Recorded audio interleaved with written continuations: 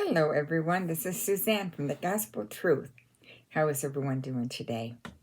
We just started reading The Hiding Place, Corrie Ten Boom.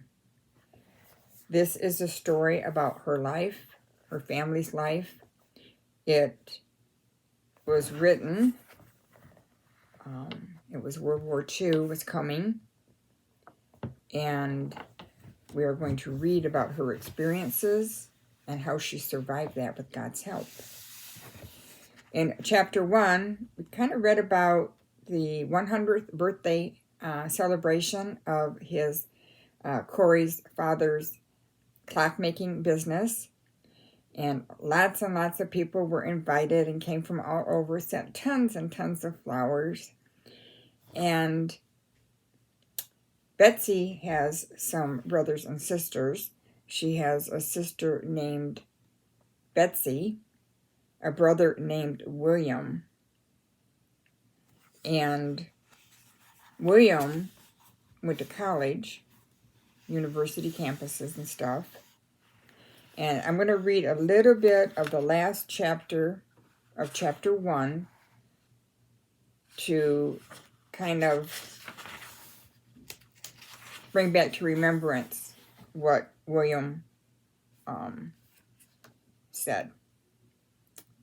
She says, how could we have guessed as we sat there, 2 middle-aged sisters and an old man, that were about to be given adventures such as we never dreamed of.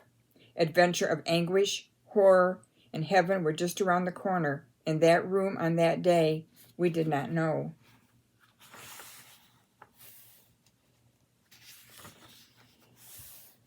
And her brother, William, he had gone off to college, and he says that he wrote his thesis about the upcoming evil that was going to be prevailing, and told about that. And I'm trying to find that here.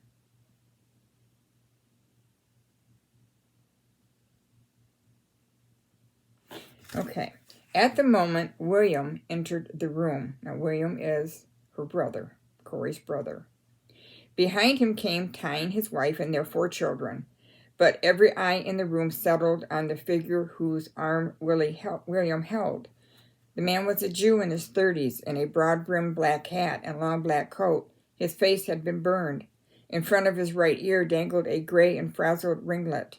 The rest of his beard was gone, leaving only a raw wound. He says, "This is Herr Gutenberg," William announced in German. "He just arrived in Hilversum this morning. Herr Gutenberg, my father." William continued rapidly in Dutch. Teenage boys in Munich set fire to his beard. Father rose from his chair and eagerly shook the newcomer's hand, brought him a cup of coffee and a plate of cookies.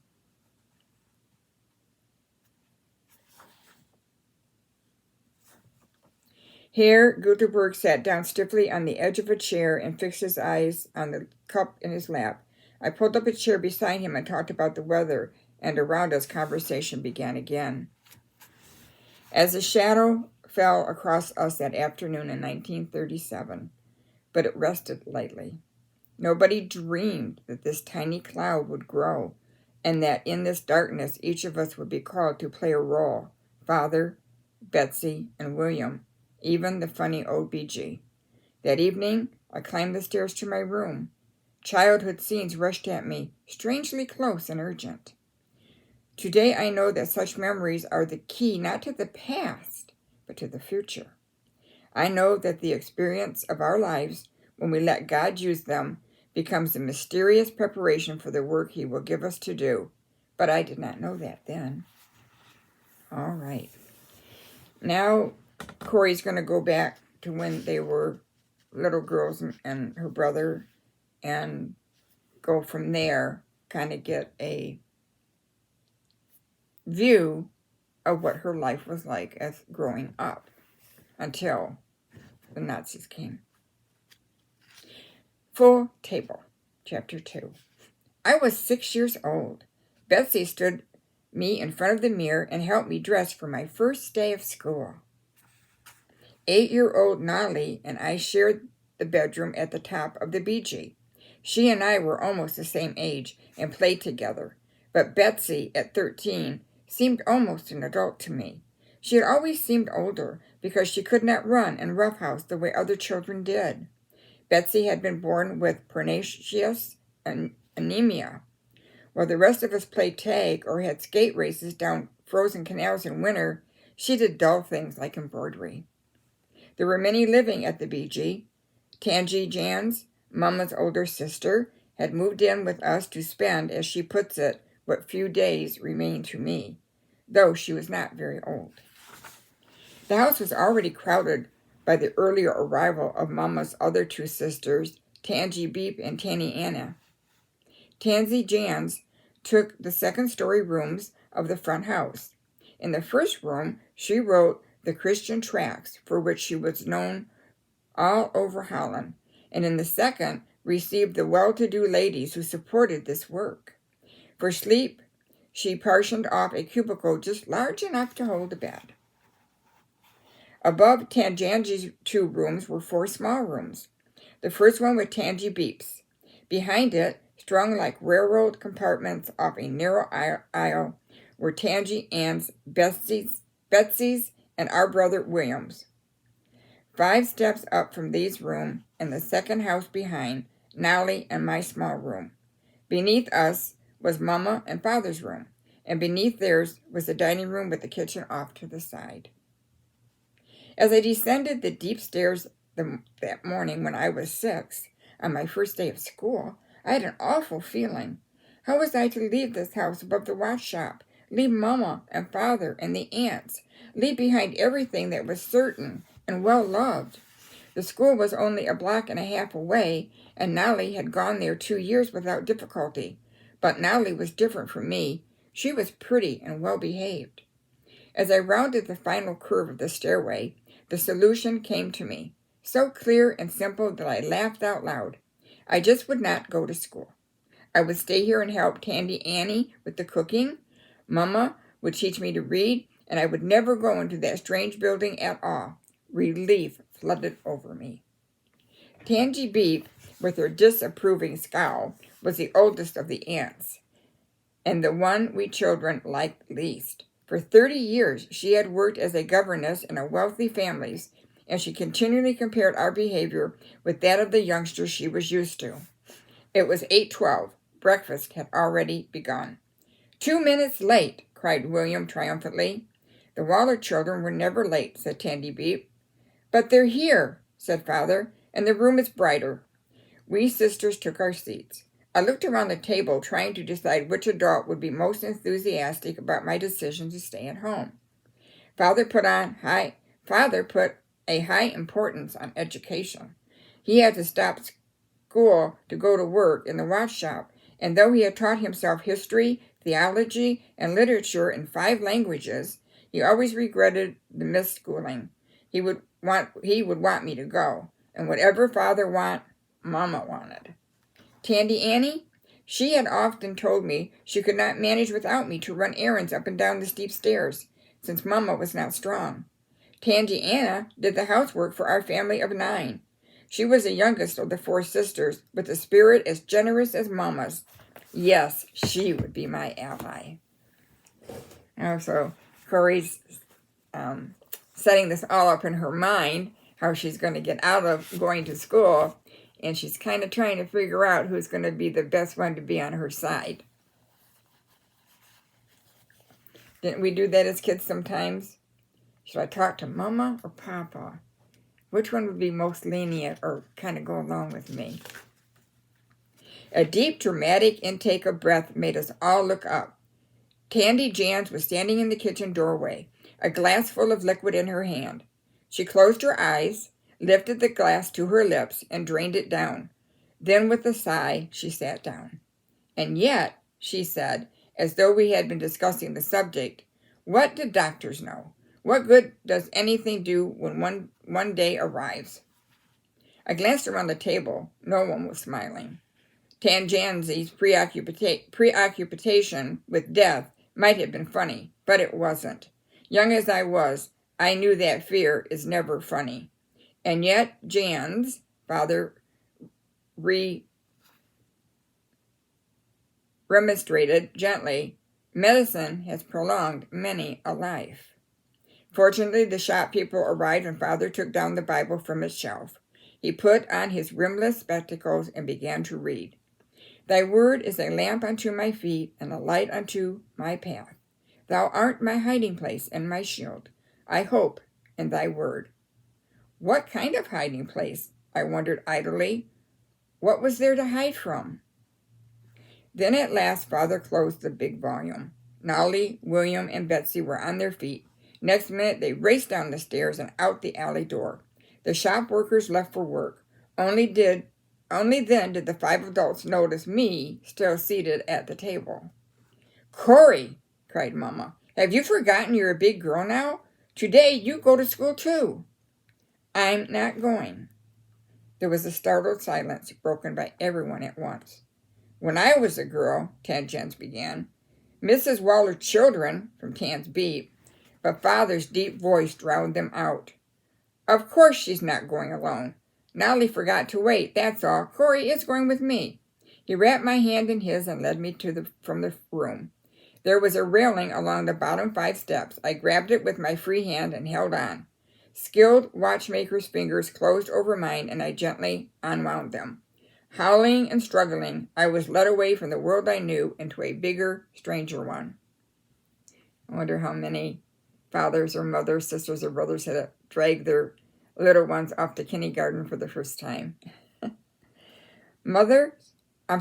Mondays, Father took the train to Amsterdam to get the correct time from the Naval Observatory, and I would go with him. The train trip to Amsterdam was a wonderful ride. The closed wedge buildings of Haarlem gave way to the flat Dutch farmland stretching to the horizon, ruler-straight canals sweeping past the windows. Then came Amsterdam, with its strange streets and canals. Father always arrived a couple hours early in order to visit the wholesalers who supplied him with watches and parts. Many of these were Jews, and these were the visits we both liked best.